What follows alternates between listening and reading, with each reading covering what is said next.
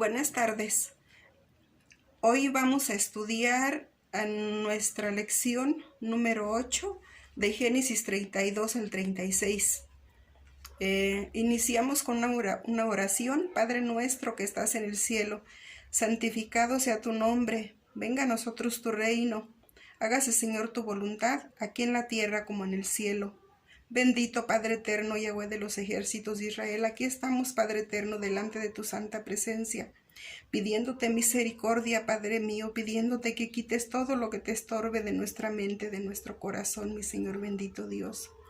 Y ayúdanos a entender tu palabra, Señor bendito Dios. Despierta a tu pueblo, Padre eterno, despierta a tu pueblo de Israel, despierta a tus 12 tribus de Israel esparcidas por todas las naciones, mi Señor bendito Dios. Ayúdanos a entender tu palabra, ayúdanos a entender, Padre mío, tu libro, mi Señor, a donde nos dejaste las instrucciones de cómo deberíamos de vivir, bendito Dios, para vivir en bendición, Padre eterno. Quita todo lo que te estorbe, mi Señor bendito Dios. Te lo pedimos en el nombre de Yeshua, nuestro Mesías. Amén y amén.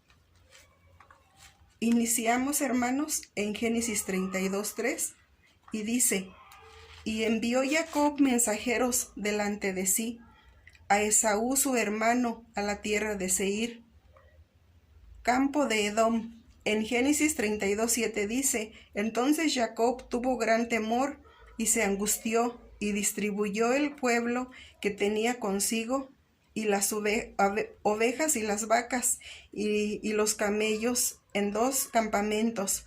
Fue tan grande el temor de Jacob ante la noticia de que su hermano venía con un ejército, que esto produjo una grande aflicción, un estado superior de temor que lo llevó a tomar como medida de seguridad el dividir su campamento en 2. En Efesios 2, 14 y 15 dice: Porque Él es nuestra paz, que de ambos pueblos hizo uno, derribando la pared intermedia de separación, aboliendo en su carne las enemistades, la ley de los mandamientos expresados en ordenanzas, para crear en sí mismo de los dos un solo y nuevo hombre, haciendo la paz. En Santiago 1:1 dice: Santiago, siervo de Dios y del Señor Jesucristo, a las 12 tribus que están en la dispersión, salud. En Génesis 32, del 9 al 12 dice: Y dijo Jacob: Dios de mi padre Abraham y Dios de mi padre Isaac, y Yahweh que me dijiste: Vuélvete a tu tierra y a tu parentela, y yo te haré bien. Menor soy que todas las misericordias y que toda la verdad que has usado para con tu siervo, pues con mi cayado pasé este Jordán, y ahora estoy sobre 2 campamentos. Líbrame ahora de la mano de mi hermano, de la mano de Esaú, porque le temo, no venga acaso y me hiera la madre con los hijos. Y tú has dicho: Yo te haré bien, y tu descendencia será como la arena del mar, que no se puede contar por la multitud. Ante la presencia de un enemigo tan numeroso, las expectativas de triunfo de Jacob eran mínimas, y como observamos anteriormente, le provocó un estado de gran temor. En situaciones así, solo los hombres de Dios encuentran una salida satisfactoria. Jacob era uno de esos, que a través de la oración y una verdadera relación con aquel que no solo lo había enviado, sino que ya le había demostrado su respaldo en momentos de situaciones difíciles. Esta es el arma más potente que tiene el siervo de Dios: la confianza y la fe. En Génesis 32:24 dice: Así que quedó Jacob solo, y luchó con él un varón hasta que rayaba el alba. Este pasaje ha sido muy controversial. La pregunta es: ¿quién fue el que luchó contra Jacob? En Jueces 8:18 dice: Luego dijo a Seba y a Zabulón: ¿Qué aspecto tenían aquellos hombres que matasteis en Tabor? Y ellos respondieron: Como tú, así eran ellos. Cada uno parecía hijo de rey. Con base a esto y los versículos siguientes podemos deducir que fue Yahweh mismo, tomando forma de un mortal. Indistintivamente fue una experiencia maravillosa para Jacob, que consternado por esto supo quién era aquel con quien luchaba. En Génesis 32, del 26 al 28 dice: Y dijo, déjame porque raye el alba. Y Jacob le respondió, no te dejaré si no me bendices. Y el varón le dijo, ¿cuál es tu nombre? Y él respondió, Jacob. Y el varón le dijo, no se dirá más tu nombre Jacob, sino Israel, porque has luchado con Dios y con los hombres y has vencido. Otra evidencia acerca de quién luchó con Jacob está dada en el hecho de la bendición. ¿Puede un simple mortal, o aún más una criatura celestial, bendecir a alguien de la manera y con la magnitud que fue bendecida Jacob? Sostenemos que solo Yahweh tiene la autoridad para dar ese tipo de bendición. En Génesis 32, 29 dice: Entonces Jacob le preguntó y dijo, declárame ahora tu nombre. Y el varón respondió, ¿por qué me preguntas por mi nombre? Y lo bendijo allí. Esta pregunta, a la que no es dada respuesta, es un pasaje paralelo al anuncio del nacimiento de Sansón, donde también Manoa, padre de Sansón, le preguntó su nombre a este ser celestial y recibió una respuesta similar. En Éxodo 3:14 dice: Y respondió Dios a Moisés, yo soy el que soy, y dijo, así dirás a los hijos de Israel, yo soy, me envió a vosotros. En Génesis 32:30 dice, y llamó Jacob el nombre de aquel lugar Peniel, porque dijo, vi a Dios cara a cara, y fue librada mi alma. Peniel quiere decir el rostro de Dios, o el que ve a Dios, por lo que entendemos que realmente fue a Yahweh a quien Jacob vio y con quien luchó, como él mismo Jacob dijera, he visto a Dios cara a cara. En Génesis 33:3 dice, y él pasó delante de ellos y se inclinó a tierra 7 veces hasta que llegó a su hermano. Este acto de inclinarse no es en sentido de adoración, sino de humillación.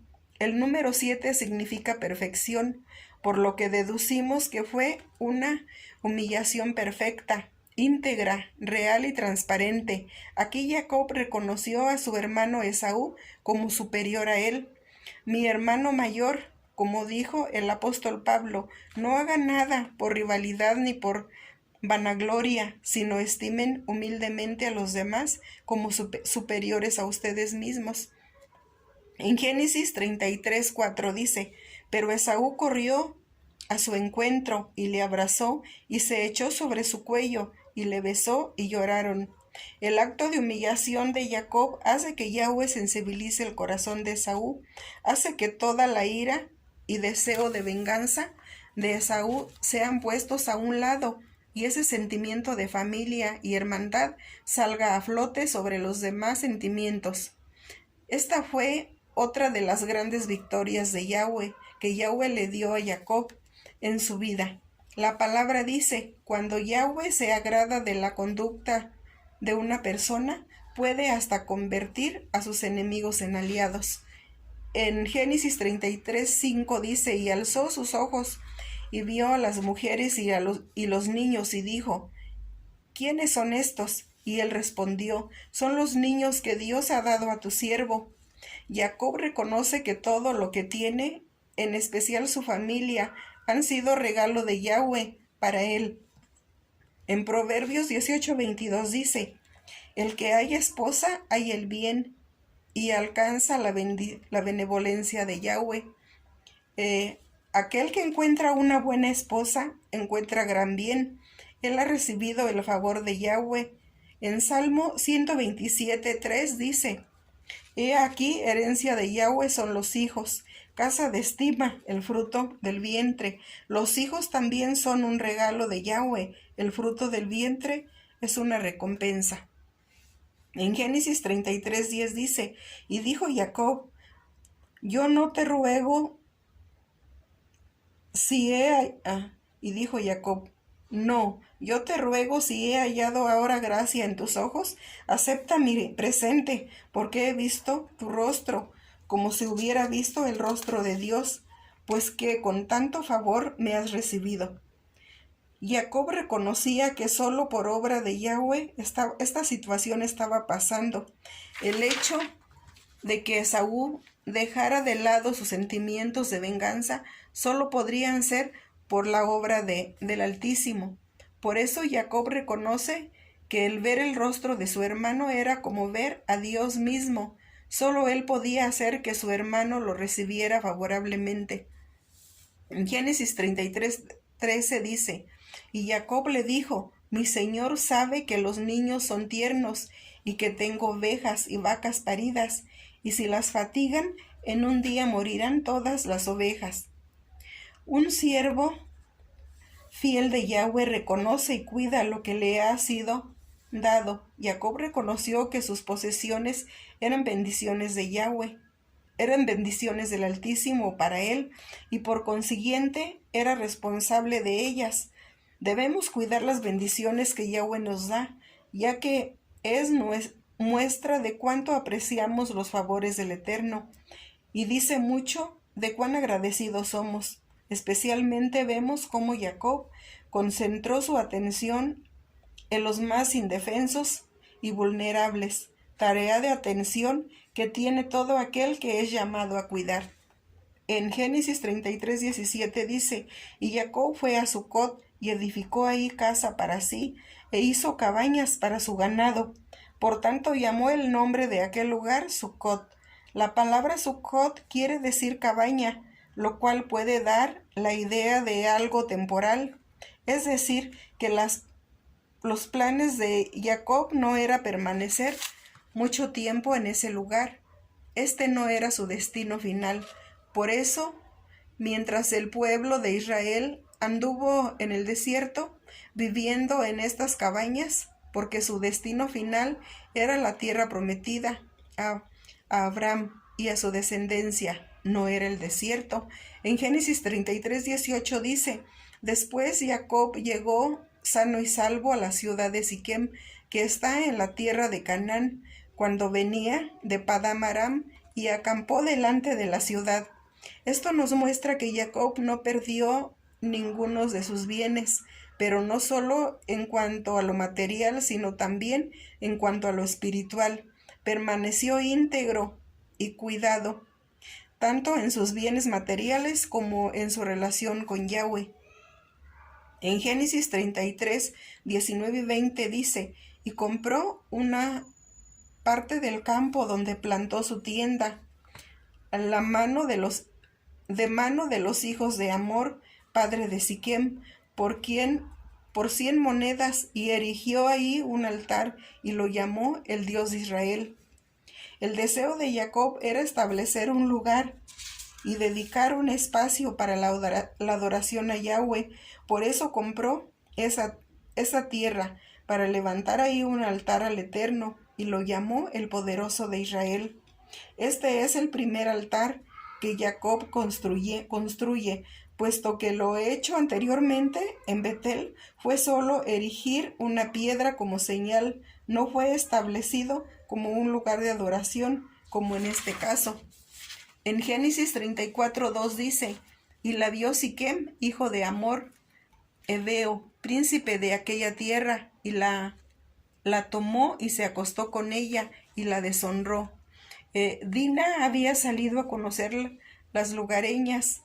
En esto la ve el hijo del rey de aquella tierra, y el pasaje nos muestra que la humilló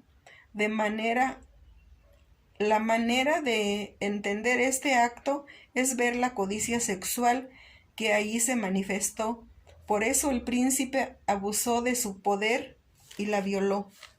En Génesis 34:7 dice, y los hijos de Jacob vinieron del campo cuando lo supieron, y se entristecieron los varones y se enojaron mucho, porque hizo vileza en Israel, acostándose con la hija de Jacob, lo que no se debía haber hecho. En este acto vergonzoso provocó ira en los hijos de Jacob. Ellos entendieron que de esta manera había entrado la contaminación a la familia y por consiguiente a toda la generación que vendría después de ellos. Este pecado se manifestó en dos diferentes direcciones. Una, el acto de tener relaciones sexuales fuera del matrimonio con el agravante que fue la fuerza, y la otra por el hecho que había sido con un incircunciso. Un linaje santo no debe contaminarse con quien no lo es. Yugo desigual. En 2 de Corintios 6:14 dice: no os unáis en yugo desigual con los incrédulos, porque ¿qué compañerismo tiene la justicia con la injusticia, y qué comunión la luz con las tinieblas? En Génesis 35:1 dice: dijo Dios a Jacob: levántate y sube a Betel, y quédate ahí, y haz allí un altar al Dios que te apareció cuando huías de tu hermano Esaú. Después que sus hijos mataron a todos los varones y saquearon la ciudad, Jacob se vio forzado a abandonar el lugar donde había acampado. Fue entonces cuando Yahweh lo envió a aquel lugar que se había convertido en un refugio para él tiempo atrás, el lugar que él mismo llamara casa de Dios. En Génesis 35:2 dice: entonces Jacob dijo a su familia y a todos los que con él estaban: quitad los dioses ajenos que hay entre vosotros, y limpiaos y mudad vuestros vestidos. Para llegar a casa de Dios, a la presencia de Yahweh, Betel, debemos despojarnos de toda contaminación espiritual, es decir, todo aquello que es desagradable para nuestro Dios. Todo eso tiene que ser desechado. En Génesis 35:4 y 5 dice: así dijeron a Jacob todos los dioses ajenos que había en poder de ellos, y los zarcillos que estaban en sus orejas, y Jacob los escondió debajo de una encina que estaba junto a Siquem, y salieron, y el terror de Dios estuvo sobre las ciudades que había en sus aldeas, en sus alrededores, y no persiguieron a los hijos de Jacob, que hizo llenar de terror a las naciones vecinas. Todas estas naciones estaban inmersas en el paganismo y la idolatría, llenos de los actos abominables a Yahweh, que están definidos en Deuteronomio 18:9, a donde dice: cuando entres a la tierra de Yahweh tu Dios, que Dios te da, no aprenderás a hacer según las abominaciones de aquellas naciones. En Génesis 35:7 dice: y edificó ahí un altar, y llamó al lugar el Betel, porque ahí le había aparecido Dios cuando huía de su hermano. Fue tan grande la experiencia de Jacob que Jacob tuvo en ese lugar, que de una piedra como testigo visible ahora erigiría un altar. Un altar es un punto de encuentro con Yahweh, es donde la criatura se encuentra con su Creador. Por eso es tan importante que en nuestra casa hagamos este altar. En Génesis 35:11 dice: también le dijo Dios: yo soy el Dios omnipotente, crece y multiplícate. Una nación y conjunto de naciones procederán de ti, reyes saldrán de tus lomos. Yahweh se presentaba ante Jacob como el Shaddai, el todo suficiente, es decir, que solo él era suficiente para cubrir sus necesidades. En Génesis 35, del 16 al 19 dice: después partieron de Betel, y había aún como media legua de tierra para llegar a Efrata, cuando dio a luz Raquel, y hubo trabajo en su parto. Y aconteció que al salir el alma, pues murió, llamó su nombre Benoni, mas su padre lo llamó Benjamín. Así murió Raquel, y fue sepultada en el camino de Efrata, la cual es Belén. Muere Raquel y nace Benjamín. En Miqueas 5:2 dice: pero tú, Belén Efrata, pequeña para estar entre las familias de Judá, de ti me saldrá el que será Señor en Israel, y sus salidas son desde el principio, desde los días de la eternidad. En Mateo 2:1 dice: cuando Jesús nació en Belén de Judea, en días del rey Herodes, vinieron del oriente a Jerusalén unos magos. En Génesis 36:19 dice: estos pues son los hijos de Esaú y sus jefes.